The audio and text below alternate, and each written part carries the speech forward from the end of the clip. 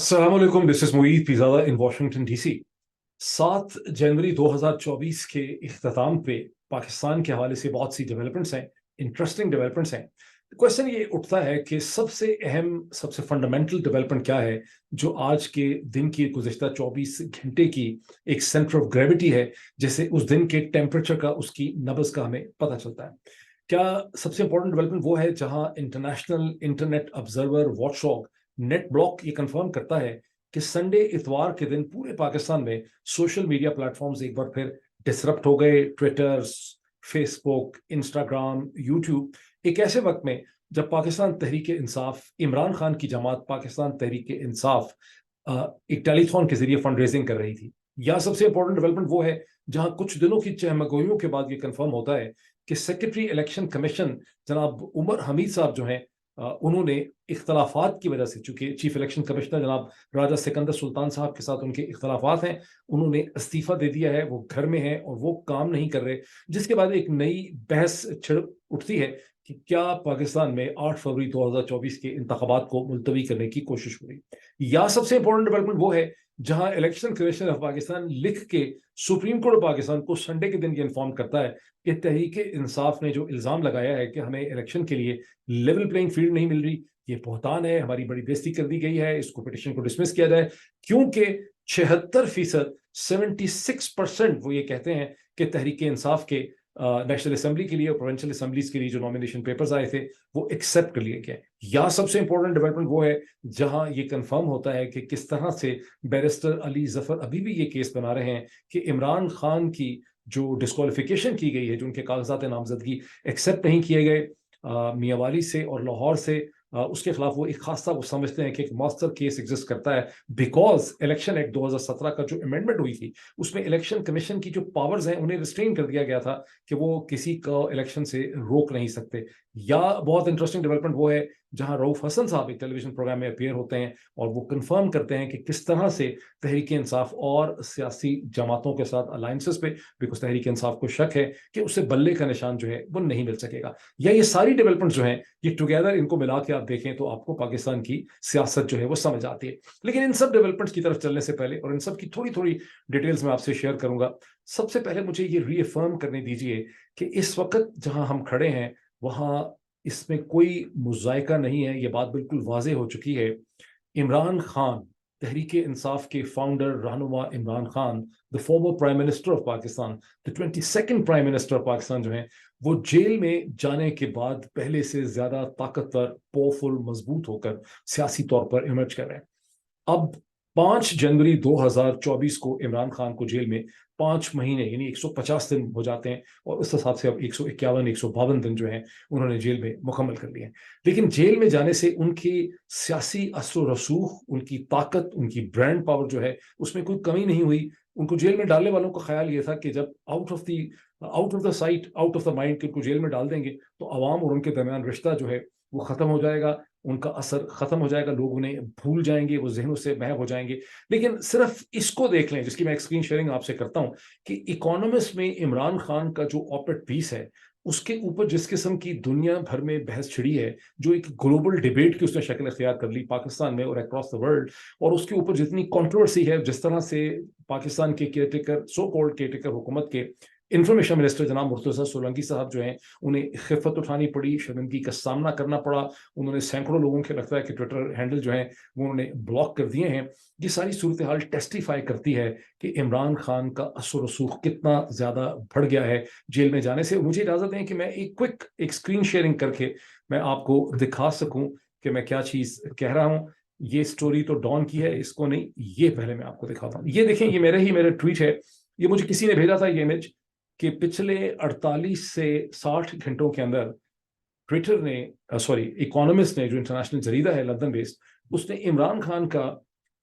जो स्टोरी थी उसको मुख्तलिफ कोट्स के साथ 6 दफा ट्वीट किया। और ये उसके बाद उन्होंने करना शुरू किया जब मुर्तजा सोलंकी साहब ने कहा कि वो इकोनॉमिस्ट के मुदीर को खत लिख के ये प्रोटेस्ट करेंगे कि आपने किस तरह से इमरान खान का वेरीफाई कर लिया कि उनका ये खत है। तो उसका जवाब जो है वो इकोनॉमिस्ट ने इस तरह से दिया, और मैंने इसके ऊपर जो लिखा था वो आप देख सकते हैं कि इकोनॉमिस्ट ने मुर्तज़ा सोलंकी भाई के साथ अच्छा नहीं किया। मुर्तज़ा भाई तो एक स्पेशल खत लिखकर इकोनॉमिस्ट के मुदीर से बड़े मुश्किल सवाल पूछने वाले थे। मुर्तज़ा सोलंकी भूल गए कि इकोनॉमिस्ट का मुदीर लंदन में रहता है, इसका कोई रिश्तेदार भी पाकिस्तान में नहीं है। मैं स्टॉप शेयरिंग करता हूँ। मुर्तज़ा सोलंकी साहब के आगे पीछे जो सिविल मिलिट्री किस्म के अफसरान उनको दिए गए होंगे, हो सकता है उन्होंने मुर्तज़ा सोलंकी साहब को कन्विंस किया हो। वैसे भी इंसान जिस माहौल में रहता है उसके कॉन्टेक्स्ट के अंदर इंसान सोचता है, और उन्होंने सोचा होगा कि और कुछ नहीं है तो इकोनॉमिस्ट के मुदीर को उठा लेंगे, उसके बहन भाई को पकड़ लेंगे। बदकिस्मती से इकोनॉमिस्ट का मुदीर जो है ना वो उनके हाथ में आ सकता था, ना उसका कोई बहन भाई रिश्तेदार पाकिस्तान में रहता है, और ना ही उस बेचारे के खिलाफ कोई मे 9 का पर्चा हो सकता है कि इकोनॉमिस्ट के मुदीर ने मे 9 के पर्चे के अंदर भी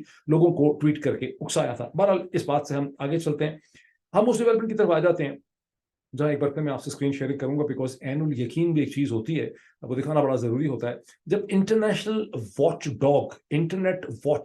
इंटरनेट की फ्रीडम्स का जो वॉच डॉग है, साइबर सिक्योरिटी के हवाले से जो इंटरनेशनल वॉच डॉग है, नेट ब्लॉक्स, जिसे 2017 में कायम किया गया था, ये एक इंटरनेशनल तंजीम है जिसने पाकिस्तान के वक्त के हिसाब से शाम के 6:30 बजे एक स्टेटमेंट के जरिए ये कंफर्म किया कि एक बार फिर पाकिस्तान भर में जितने भी सोशल मीडिया अक्रॉस पाकिस्तान जो सोशल मीडिया प्लेटफॉर्म्स थे, ट्विटर, फेसबुक, इंस्टा, यूट्यूब, ये सब की सब एक्टिविटी डिसरप्ट हो गई। किस वक्त डिसरप्ट हुई? एक ऐसे वक्त में जब इमरान खान की जमात तहरीक इंसाफ अपने लिए फंड रेजिंग के लिए एक टेलीथॉन कर रही थी। इसको तमाम पाकिस्तान के अखबारात ने बहुत नुमाया तौर पर पब्लिश भी किया है, और इसकी बड़ी कॉन्डमनेशन तहरीक इंसाफ की तरफ से हुई है। सवाल यह है कि तहरीक इंसाफ के अलावा और किन लोगों ने इसकी कॉन्डमनेशन की है, कि मैं आपको इसकी एक बार फिर स्क्रीन शेयरिंग करता हूँ, और मैं ये आपको इसकी थोड़ी सी यहाँ पे आपकी पहले जो खुलेगा वो आप देखेंगे वो खुल जाएगा दोबारा से।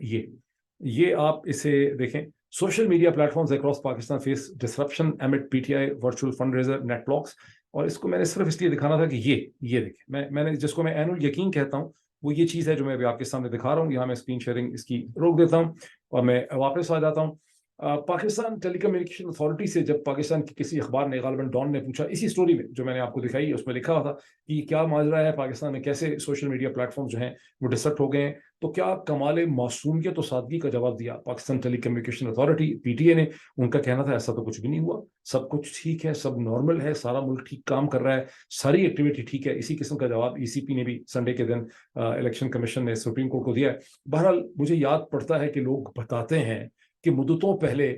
14 दिसंबर 1971 को भी रेडियो पाकिस्तान या पीटीवी जो है उसका मौकफ यही था पाकिस्तान के ज़राए अबलाग का कि सब कुछ ठीक है, और दुश्मन को नाकों क्या कहते हैं उसको, कि नाकों चने चबो दिए गए हैं और बेड़ा गर्क कर दिया गया है, दुश्मन पे कारी ज़रबें लगाई जा रही हैं, दुश्मन को एक बहुत बड़ी शिकस्त का सामना है। और फिर उसी दुश्मन के सामने 2 दिन के बाद बहादुर लोगों ने जाके वहां पे हथियार डाले, उसकी पूरी फिल्म और फुटेज वगैरह जो है वो बन गई है। तो बहरहाल ये एक डेवलपमेंट है, और इसके साथ ही मैं आपको ये याद करवाऊंगा कि जब आप नेट ब्लॉक्स की ये सिचुएशन देखते हैं तो आप ये देख रहे हैं कि इस वक्त जो पाकिस्तान का रिजीम है वो सोशल मीडिया प्लेटफॉर्म्स को कंट्रोल करने के लिए कितना ज्यादा डेस्परेट है। मैं आपको फिर बड़े दिनों के बाद याद करवाऊंगा कि अगर आपने इस चैनल को ज्वाइन नहीं किया, इसे सब्सक्राइब करें, बेल आइकन पे क्लिक करें ताकि इसके नोटिफिकेशन आपको मिल सकें। इसको शेयर करें जहां तक मुमकिन हो, व्हाट्सएप के ऊपर अपने ग्रुप्स में, फ्रेंड्स में शेयर करें, इसको ट्वीट करें और इसके लाइक्स करें। और जब भी आप इसकी अनयूजुअल एक्टिविटी देखें, जैसे लोग बताते हैं लाइक्स का बटन नहीं मिलता, उनको फीड में नहीं मिलती, उनको होम स्क्रीन पे नहीं मिलता, तो इसके कमेंट्स में लिखें ताकि हम यूट्यूब को बताते रहें। वैसे मुझे यूट्यूब की नीयत भी थोड़ा सा यहाँ पे शक है, बिकॉज कुछ ऐसी वजूहत भी हैं जो बाद में आपसे मैं शेयर करूंगा। बिकॉज मैंने ऐसा भी देखा है बाज़ जगहों के ऊपर कि कोई कमेंट्स लोगों ने लिखे हैं, उसके नीचे यूट्यूब ने एक क्वेश्चन रेज किया है कि मेरे से वहाँ पे यूट्यूब की तरफ से लिखा हुआ था कि क्या ये कमेंट जस्टिफाइड था, क्या ये कमेंट एक्यूरेट था। यानी लोगों के कमेंट्स के ऊपर भी स्क्रूटनी हो रही है। तो इसका मतलब है कि जाहिर है कि हुकूमत पाकिस्तान के प्रेशर, और जो उन्होंने मीडिया ग्रुप्स बनाए हुए हैं, सोशल मीडिया टीम्स बनाई हैं, उसमें एक प्रेशर है मॉनिटरिंग का कि कोई चीज़ मिले किसी तरह से तो चैनल की ट्रैफिक रोकी जाए, उसको ब्लॉक किया जाए, उसको रोक दिया जाए, वगैरह वगैरह। इसमें आपकी कोऑपरेशन चाहिए। अब आ जाए इस चीज़ के ऊपर जो एक बहुत बड़ी कंट्रोवर्सी जनरेट कर गई जब ये कंफर्म हुआ कि इलेक्शन कमीशन ऑफ पाकिस्तान के सेक्रेटरी उमर हमीद جن کو میں سمجھتا ہوں شریف آدمی تھے, بہت پہلے ہی ان کو ریزائن کر دینا چاہیے تھا, لیکن چند دن پہلے انہوں نے چیف الیکشن کمشنر جناب راجہ سکندر سلطان صاحب کے ساتھ اختلافات کی وجہ سے انہوں نے ریزائن کر دیا. ویسے بڑے دیر کر دی ریزائن کرتے کرتے عمر بھائی نے, لیکن انہوں نے ریزائن کر دیا. اس کے بعد ابھی تک الیکشن کمیشن کی آفیشیل پوزیشن یہ ہے کہ عمر حمید کی طبیعت خراب ہے, وہ گھر میں آرام کر رہے ہیں, بڑے ذہین ہیں, بڑے کمپیٹنٹ ہیں, وغیرہ وغیرہ وغیرہ, اور وہ بہت جلدی اپنے کام پہ واپس آ جائیں گے, لیکن اپیرنٹلی وہ ریزائن کر چکے ہوئے ہیں. اور اس کے بعد ایک چہمگوئیوں کا ایک اسپیکولیشن کا پروسیس شروع ہوا کہ اگر عمر حمید نے خود سے ریزائن کیا ہے یا ان سے ریزائن کرایا گیا ہے, کیا ایک کیسکیڈ جو ہے سیٹ کیا جا رہا ہے. چونکہ اس سے پہلے آپ کو یاد ہے کہ چند ہفتے پہلے Pakistan bar council and supreme court bar association, دونوں P M L N heavily influence P M L N organisation ہے, ان دونوں نے یہ مطالبہ کیا کہ chief election commissioner Raja Sikandar Sultan sahab کے اوپر کوئی اعتماد نہیں ہے, ٹرسٹ نہیں ہے, حالانکہ کوئی فضول ریزن دیے سارے, ان کو ریزائن کر دینا چاہیے. اس پہ chief election commissioner Raja Sikandar Sultan صاحب کی طرف سے کوئی ہمیں رد عمل نظر نہیں آیا. تو اب لوگ اس کو جوڑ کے یہ سوچتے ہیں کہ شاید الیکشن کمیشن کے اندر ریزگنیشنز کا ایک پروسیس شروع ہو جائے گا, چیف الیکشن کمشنر سے ریزائن کروایا جائے گا, پھر کسی اور سے کروایا جائے گا, ممبران سے کروایا جائے گا, اور یوں اگر الیکشن کمیشن نامکمل ہو جائے تو الیکشن کو ملتوی کرنے کا کوئی بہانہ بن سکتا ہے. اور اس میں آف کورس لوگوں کی انڈرسٹینڈنگ یہ ہے کہ پاکستان کا جو چودھری نظام الدین صاحب کا سسٹم ہے, اس کے اوپر ایک جعلی فیک ڈسیپشن 2024 الیکشن کرنے کا وزن چونکہ بہت زیادہ ہے, ان کو سمجھ نہیں آ رہی, ہاتھ پاؤں پھولے ہوئے ہیں, تو وہ چاہیں گے کہ کچھ ہفتوں یا مہینوں کے لیے الیکشن کو ایک بار پھر ملتوی کر دیا جائے. میرا نہیں خیال کہ ایسا ہو سکتا ہے, اور میں سمجھتا ہوں کہ یہی وہ چیز ہے جہاں پہ ڈیفیسٹ اینڈ انڈرسٹینڈنگ, یا جس کو انڈرسٹینڈنگ کی کمی میں کہتا ہوں بار بار اپنے ٹیلی ویژن چینل میں, پاکستان کے ذرائع ابلاغ کے بہت سے لوگ ابھی ٹھیک طرح سے اس چیز کو قبول نہیں کر سکے, اس کو سمجھ نہیں پا رہے. کسی کے سن لینا از اے ڈفرنٹ ایشو, گالی نکال دینا, نعرہ مار دینا از اے ڈفرنٹ ایشو. وہ ٹھیک طرح سے سمجھ نہیں پا رہے کہ پاکستان میں جو کچھ ہو رہا ہے یہ صرف اندرون خانہ قسم کا معاملہ نہیں ہے, یہ ایک سول ملٹری جھگڑا نہیں ہے. یہ ایسا نہیں ہے کہ کوئی پاکستان کی افواج جو ہے عمران خان سے بڑی ناراض تھیں, کوئی عمران خان نے ان کی پریولیجز روک لیے, کوئی ڈی ایچ اے کے بارے میں کوشچن اٹھائے تھے, کوئی فوجی فاؤنڈیشن کے فوجی فرٹیلائزر کا کوشچن اٹھا دیا تھا, یا کوئی انہوں نے آرمی کی انٹرنل ٹرانسفر پوسٹنگ اکاؤنٹیبلٹی میں انٹرفیئر کیا تھا, یا بلوچستان میں کچھ انہوں نے پوچھ لیا تھا کہ آرمی کیا کر رہی. ایسا کچھ بھی نہیں ہوا. پاکستان میں جو کچھ بھی ہو رہا ہے وہ ایک ریجنل انٹرنیشنل کنسٹرکٹ ہے, یہ ایک آرکیٹیکچر آف پاور ہے جس کے اندر چیزیں جو ہیں موو کر رہی ہیں. میں نے پچھلے 2 ویلاگس میں بنگلہ دیش کے الیکشنز کے اوپر تفصیل سے بات کرنے کی کوشش کی تھی. میں نے کہا تھا کہ there is an Indian model for Bangladesh, اور وہی انڈین ماڈل فار بنگلہ دیش جو ہے وہ پاکستان پہ نافذ العمل کرنے اور امپلیمنٹ کرنے کی کوشش کی جا رہی ہے. باٹم لائن کیا ہے, اس کو پھر میں مزید بھی ہو سکتا ہے بنگلہ دیش کے الیکشن کا بھی سارا کچھ ہو جائے, جو تماشا ہو رہا ہے وہ کلیئر ہو جائے, تو میں شاید ایک ڈیڈیکیٹڈ ویلاگ بھی کروں بنگلہ دیش اور پاکستان کے حوالے سے, کہ جو بنگلہ دیش میں 2009 کے بعد اچیو کیا گیا ہے, پاکستان میں وہی چیز اچیو کرنے کی کوشش کی جا رہی ہے. بنگلہ دیش میں ہندوستان نے تنہا وہ اچیو کر لیا, پاکستان نے اچیو کرنے کے لیے اسے پوری بیرونی مغربی دنیا کی مدد و تائید چاہیے. لیکن پاکستان کے جو الیکشن ہے انہیں کون ڈیلے کرنا چاہے گا؟ یس, ایک ایسا فریق ہے. اصل میں تو اگر پاکستان کے الیکشن ڈیلے کرنے کی کوشش ہو تو تحریک انصاف کو بہت فائدہ ہو سکتا ہے, یعنی کیونکہ آپ کو پتہ چلے گا کہ کتنا سسٹم اور رجیم ڈیسپریٹ ہے. لیکن تحریک انصاف تو سب سے اونچی آواز میں چاہتی ہے, کھڑی ہے, وہ چاہتی ہے کہ جیسے کیسے بھی الیکشن ہونے ہیں ان کو بلے کا نشان نہ بھی ملے, عمران خان کو الیکشن میں پارٹیسپیٹ نہ بھی کر سکیں, چاہے ان کی بہت سی لیڈرشپ جو ہے اسے آپ ڈسکوالیفائی بھی کر دیں. ان کو لگتا ہے کہ this is there moment in history, اور یہ الیکشن ضرور ہو جانا چاہیے, اور وہ کسی بھی طرح سے اس الیکشن کے ڈیلے کے فیور میں نہیں. ایک جماعت, ایک سیاسی اکائی, ایک لیڈر ایسا ہے جسے الیکشن کی ڈیلے سے بہت زیادہ فائدہ ہو سکتا ہے. وہ لیڈر ہے جناب محترم نواز شریف صاحب, جن کی سیاسی حالت بہت زیادہ پتلی ہے. ہندوستان کے پیراڈائم آف پاور میں سب سے امپورٹنٹ لیڈر جو ہیں وہ نواز شریف صاحب ہیں. انہوں نے, اگر آپ جس طرح سے بنگلہ دیش کے پیراڈائم میں وہ عوامی لیگ کے تھرو آپریٹ کرتے ہیں اور کر رہے ہیں, اور عوامی لیگ کے تھرو انہوں نے بنگلہ دیش کے پورے سسٹم آف پاور کو کیپچر کیا ہے, ناٹ تھرو دی بنگلہ دیش آرم فورسز. بنگلہ دیش آرم فورسز جو ہیں وہ اب صرف غلام بن چکی ہیں انڈین اینڈ عوامی لیگ پیراڈائم کی, ان کی کوئی حیثیت نہیں ہے, وہ صرف پولیسنگ رول ان کا ہے. لیکن پاکستان میں جو سب سے امپورٹنٹ آرگنائزیشن ہے وہ آرم فورسز پاکستان ہے. بہرحال, اور جو مین پلیئر ہے جو ہندوستان کی یہ سب سے امپورٹنٹ اکائی ہے وہ نواز شریف. لیکن فرق یہ ہے کہ عوامی لیگ کی اپنے بھی بہت زیادہ پولیٹیکل پاور ہے. نواز شریف صاحب جو ہیں ان کی کسی زمانے میں تھی, ان کے بارے میں یہ تصور تھا, ان کے بارے میں یہ بھی خیال تھا کہ شاید 2018 میں ان کو انتخابات میں اگر بہت زیادہ کامیابی نہیں ہوئی تو جنرل فیض حمید نے اور جنرل باجوہ نے نے اسٹیبلشمنٹ ने कुछ ऐसा किया हुआ था कि बड़ा एग्जैजरेटेड चीज़ है. मैं किसी वक्त इसको मजीद तफसील से एक्सप्लेन करूंगा विद नंबर्स एंड स्टेटिस्टिक्स. लेकिन इस वक्त सूरत हाल ये है कि नवाज शरीफ साहब की पंजाब के ग्राउंड में, जो उनका ग्राउंड वाहिद है सेंट्रल पंजाब, ना तो वो कोई नॉर्दर्न पंजाब में बहुत मजबूत कभी थे, ना सदर्न पंजाब में मजबूत थे, न सिंध बलोचिस्तान में उनके पास पावर थी, खैबर पख्तूनख्वा में वो अलायंसेस किया करते थे. तो तमाम जगहों से फारिग हो चुके हैं और सेंट्रल पंजाब के अंदर आज उनकी सूरत हाल, ग्राउंड रियलिटी जो है वो बहुत ही पतली है. तो अगर इलेक्शन की मुलतवी किसी को करवाना है तो वो इलेक्शन का डिले करना, मुलतवी करना, किसी तरह से इलेक्शन को आगे कर देना जो है वो नवाज शरीफ साहब की पॉलिटिकल या स्ट्रेटेजिक रिक्वायरमेंट हो सकती है. ये और बात है कि जैसा कि हबीब अकरम साहब ने, sorry for misspelling his name, Habib Akram साहब ने अपने हालिया गुज़िश्ता 24 घंटे में उन्होंने एक बहुत ही इंटरेस्टिंग वीलॉग किया, डिज़ायर एंड रियलिटी, ख्वाहिश और हकीकत के हवाले से, जिसमें उन्होंने ये बताया कि कैसे मियां नवाज शरीफ साहब ने पाकिस्तान की इस्टेब्लिशमेंट की गोश गुजार किया है कि मुझे 130 सीटें चाहिए, मुझे 150 नहीं चाहिए, 140 नहीं चाहिए, लेकिन मुझे 130 से कम सीटें नहीं चाहिए, मुझे 130 सीटें दिला दें और मुझे पंजाब की हुकूमत भी चाहिए और मुझे सेंट्रल में भी मुझे हुकूमत चाहिए. और फिर उन्होंने बताया कि कैसे पीपल्स पार्टी सिंध के अलावा बलोचिस्तान में असद रसूख मांग रही है, मौलाना फजल रहमान कह रहे हैं कि मुझे खैबर पख्तूनख्वा दे दें, और फिर इन तमाम ख्वाहिशात का उन्होंने एक रियलिस्टिक एनालिसिस भी किया. तो नवाज शरीफ साहब की सूरत हाल तो ये है कि अगर अपने थी वो इलेक्शन लड़े और पाकिस्तान की इस्टेब्लिशमेंट उनकी मदद ना करे तो शायद वो 20-22 सीटें ले सकते हो खींच तांच के, बहुत मेहनत करके. लेकिन पाकिस्तान की इस्टेब्लिशमेंट की मदद से नवाज शरीफ साहब चाहते हैं कि उन्हें कोई तकरीबन 130 के करीब सीटें दी जाएं. मैं आपको क्विकली याद करवाऊंगा कि 2013 के इंतखाबात के अंदर भी नवाज शरीफ साहब की मैंने कई दफा अपने टेलीविजन प्रोग्राम्स में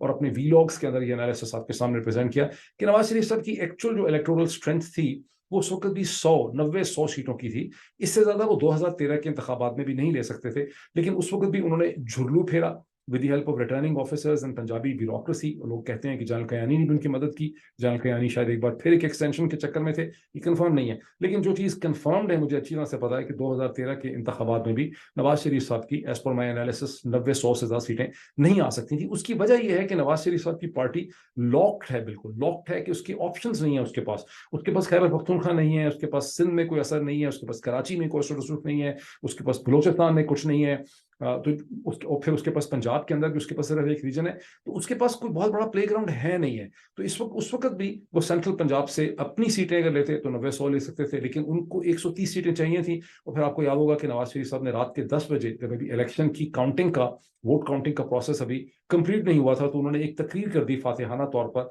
अपनी फतह का ऐलान भी कर दिया उन्होंने, और साथ ही उन्होंने उस तकरीर में ये कहा कि अच्छी बात तो ये होगी, मजा तो तब आएगा जब हमें एक सिंपल मेजोरिटी मिले. जहां उन्होंने अपने ही बैठाए हुए जो सारे रिटर्निंग ऑफिसर्स थे उनको उन्होंने ये पैगाम दिया कि मुझे सिंपल मेजोरिटी दिलाई जाए, और उसके बाद उनको सिंपल मेजोरिटी जो है वो दे दी गई थी. तो नवाज शरीफ साहब की अभी भी वो थिंकिंग है. ये और बात है कि 2013 में नवाज शरीफ साहब की अपनी स्ट्रेंथ थी, वो उस वक्त एक बड़े पॉपुलर लीडर थे, 90-100 उनकी स्ट्रेंथ थी, 130 उन्होंने ले लिया. अब 20 की उनकी स्ट्रेंथ है, 130 सीटें उनको चाहिए. तो सबसे डेस्परेट अगर कोई प्लेयर है इलेक्शन को मुलतवी करने के हवाले से तो वो दर हकीकत नवाज शरीफ साहब हैं. बट फिर क्या इलेक्शन मुलतवी हो जाएंगे? इलेक्शन मुलतवी क्यों नहीं मुझे होते नजर आते? उसकी वजह यह है कि पाकिस्तान की इस्टेब्लिशमेंट जो है उसकी इंटरनेशनल कमिटमेंट्स हैं.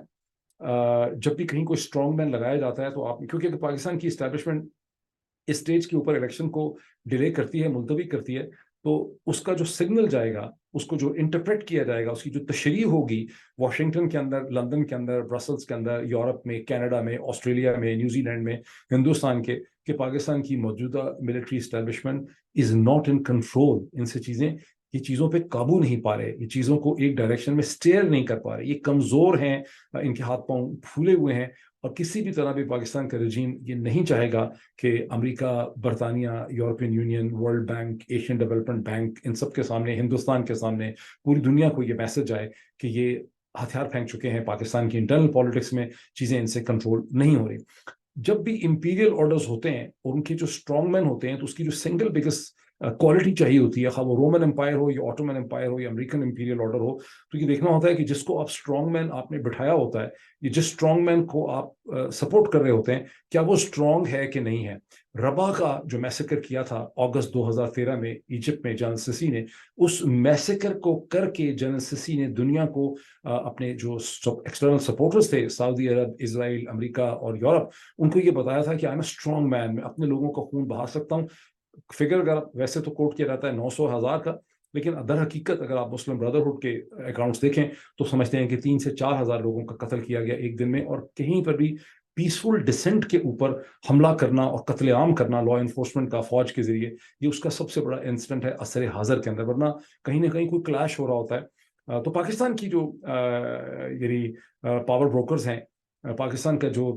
اسٹرانگ مین ہے, اس نے اس سے کہیں زیادہ جنرل سسی کے مقابلے میں کہیں زیادہ بہتر, سوفیسٹیکیٹڈ اور اسمارٹ ایکٹ کیا. ایک لا اینڈ آرڈر سچویشن پیدا کی. اس لا اینڈ آرڈر سچویشن کے اندر اس کو ایسے دکھایا جیسے کوئی بغاوت ہو گئی ہے, کوئی حملہ ہو گیا ہے, اور پھر مئی 9 کا پورا جو ایک ناٹک تھا وہ کھیلا گیا. لیکن مئی 9 کے ناٹک کو جس طرح سے میں نے بہت جلدی انٹرپریٹ کر لیا تھا, I was one of the first people with in 24 hours جس نے اس کا تیا پانچا کر دیا تھا. اسی طرح میں کوئی اسپیشل میری خداداد صلاحیتیں نہیں ہیں. پوری دنیا کے اندر جو فورن آفیسرز اور انٹیلیجنس کمیونٹیز بیٹھی ہوئی ہیں, وہ امریکہ میں ہوں, برطانیہ میں ہوں, ہندوستان میں ہوں,